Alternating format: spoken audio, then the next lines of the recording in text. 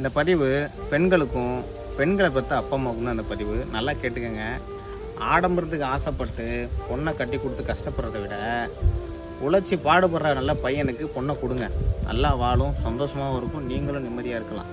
எதுக்கு சொல்கிறேன்னா, திருப்பூர் ரிதனியா அந்த பொண்ணு என்னாச்சு பாவம்ல, யாருமே அதை யோசிக்க மாட்டுறாங்க. பொண்ணை பெற்றவங்களாம் என்ன பண்ணுறீங்க, நல்லா இருக்கானா, அழகாக இருக்கானா, நல்லா சம்பாதிக்கிறானா, காசு பணத்தை தான் பார்க்குறீங்க. அவன் நல்லா உழைக்கிறானா, நல்லா கஷ்டப்படுறானா, நல்லவனா கெட்டவனான்னு பார்க்க மாட்டேறீங்க. காசு பணத்தை பார்த்து பொண்ணை கொடுத்துட்றீங்க.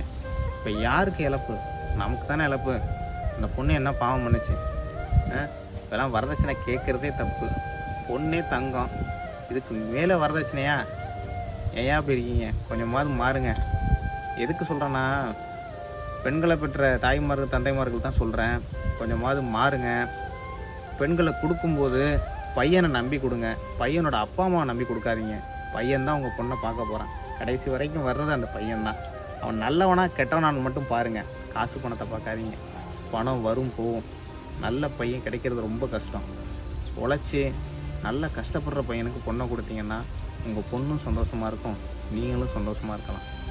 கொஞ்சமாவது மாற்றிக்கங்க. அப்புறம்